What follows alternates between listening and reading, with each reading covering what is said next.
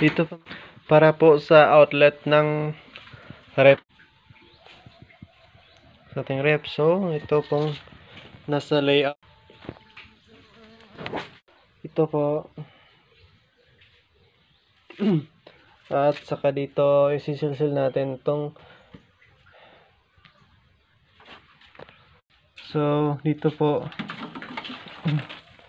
para sa piping natin. Ayan po. So, kailangan natin i-chip ito. Isilsila natin para ma-fix tong piping natin na flexible hose. Tapos dito naman, kailangan natin i-silsil to para ma-fix yung box. So, kailangan natin i-chip para ma-libing natin tong flexible hose. Tapos dito naman, ito ay para sa utility box. Yung, yan po. Dapat naka-fix na lahat. So, kailangan natin isilsil to, tong box na layout. Para ma-fix na. Tapos, imasa natin after. So, silsilin na natin. I-chip na natin to. Para malibing na natin tong utility box na to. So, kailangan natin ng silsil at saka martilyo.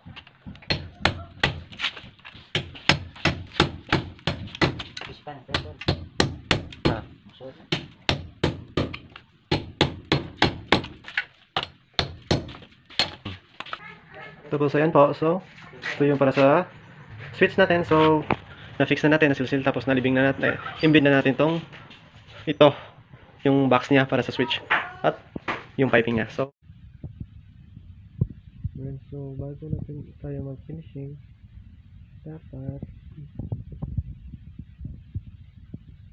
nalibing na yun. So, ito po mga lods.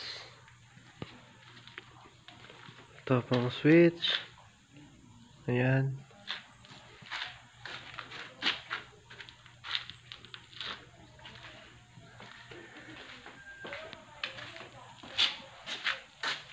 Outlet.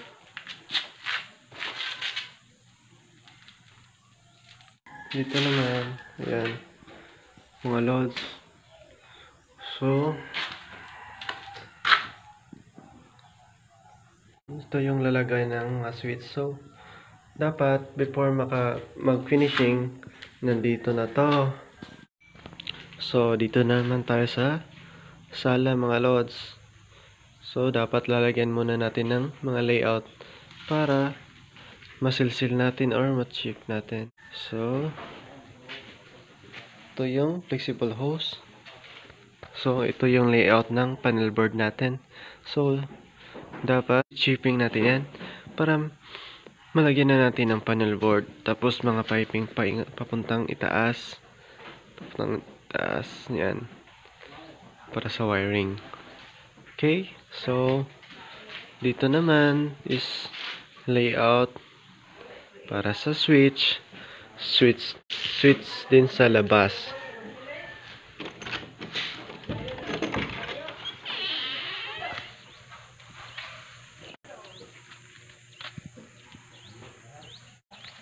Yan, so dapat ito nakaayag na. Ito mga balas for finishing mga lods. So dapat i-chipping natin yan para malagyan na natin ng utility box at yung flexible hose. Dito mga lods, wire na lang ang kulang dyan. Okay na yan. Ito, switch at outlet. Tapos dito naman, layout para sa saksakan ng TV. Okay, so kulang na lang yan ng chipping. So ito mga guys, mag-chip tayo ng para sa piping sa panel board. Para sa wiring.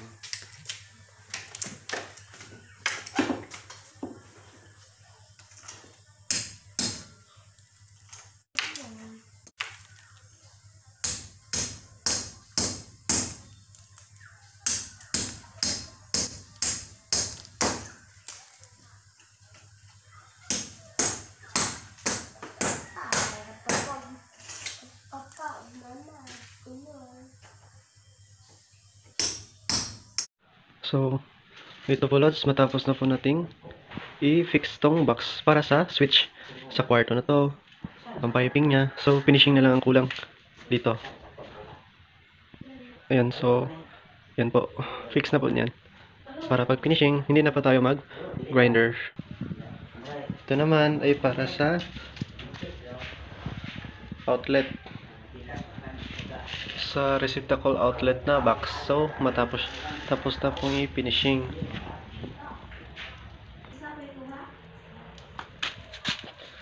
Tapos ito, na finishing na. So, ito yung forma mga guys.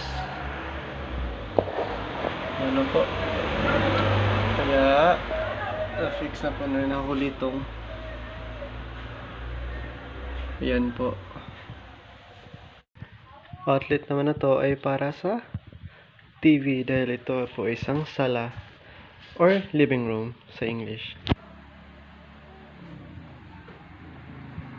Yan po, so sliding na lang kulan dyan.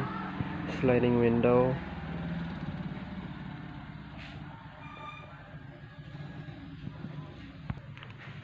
So, ito naman po ay ang switch para sa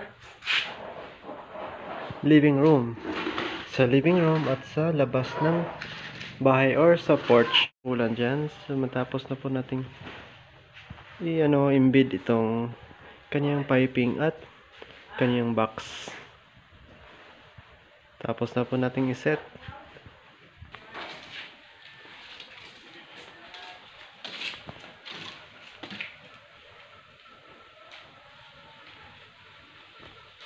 Yan po, puros bulaklak. Ito naman yung ating distribution box or mga piping na dyan. Naka-fix na. So, ayan. Then, tapos na rin ma-finishing. So, ito po yung real type na distribution box. So, ang mga breaker natin dito ay yung mga MCB type. Magagandang quality.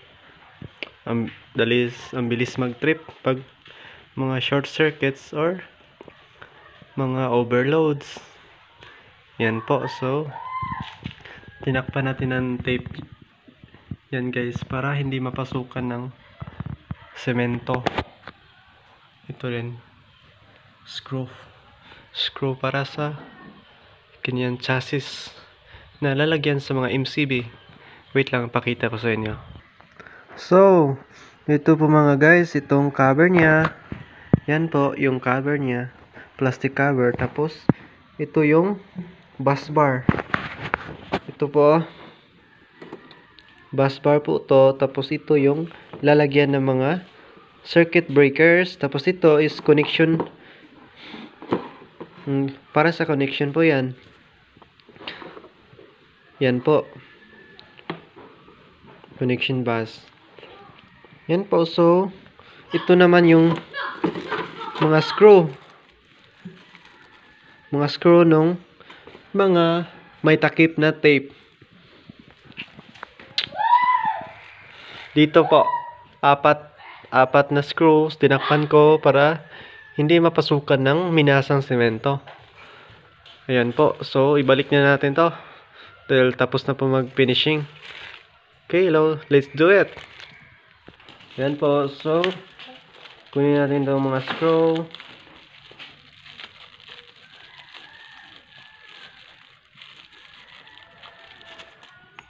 At ito. Kasi dito itong mga screw, itong apat na screw. Yan po. I-fix muna natin to. So, tanggalin muna natin itong mga tape. Ayan po, natanggal na po natin. Ayan po. So, walang okay. So, hindi napasukan ng mga masang semento. Dito rin sa kabila. Tanggalin din natin itong tape. Ayan po. Natanggal na po natin. So, next. I-fix na naman natin to. Ito yung dalawa. Tapos, dito naman sa kabila. Ayan po. So, ito po guys. I-fix na natin.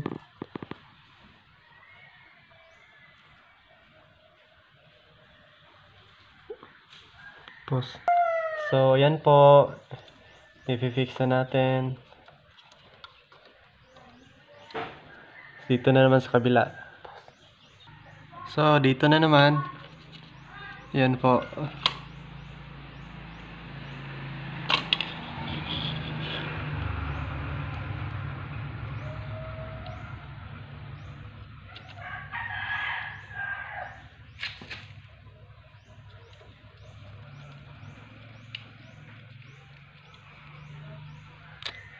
Dito naman tong dalawa. Dito na naman po.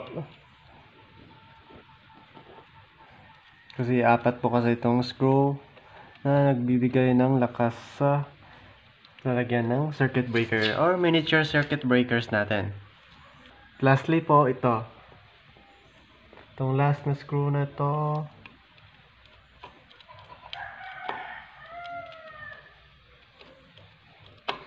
Yan po. Yung lalagyan ng circuit breakers. Okay. So, yun yung chassis niya. So, isunod naman natin to connections. So, po yung isusunod nating ilagay, mga lods. Ito po mga lods, may dalawang lalagyan lang to. Dito sa may taas or pwede din dito kung saan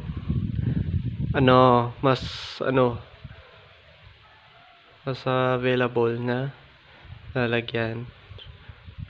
Saan yung mas malapit. So, pwede rin sa taas, pwede rin dito sa may ibaba. Okay? So, dito natin ilalagay sa may taas na part itong for connection. Yan lang po. Yan. Ganun lang po kasimple mga lods. Ipapaipit nyo lang po dito at dito yung dalawang paa niya. Yan po. Okay, so itong bus bar, kukunin lang natin to pag mayroon na tayong circuit breakers kasi ito yung ilalagay natin sa line side ng mga miniature circuit breakers. Okay? At lastly, ang ilalagay natin ay itong kanyang takip o yung plastic cover niya. So, ito po mga lods, ibabalik na natin tong takip ng chain distribution box. Okay, so dito yung may dalawang screw. Tapos, ilagay na natin dyan. Ganyan po.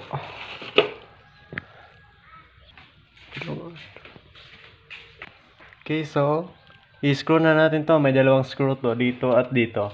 So, unahin natin to sa kabila sa may kanan.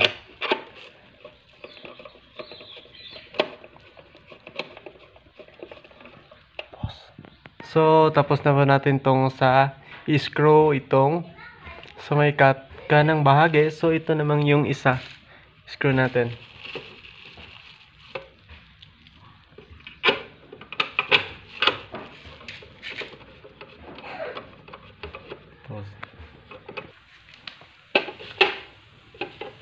Okay. Play. So, yan po mga guys. Na-fix na po natin. Yan po.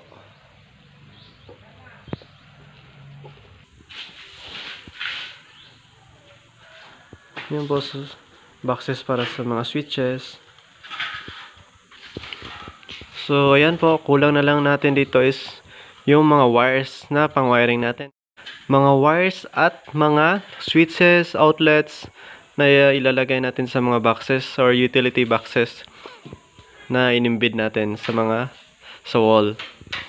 Yan po. So, wire na lang kunan dito mga boss para tapos na tong wiring na to. So, sa next video ko na po yung wirings niya. So, sana may natututunan kayo sa pag-embed ng mga boxes at sa panel board at sa mga piping niya kung paano magsilsil. So, maraming salamat po. God bless.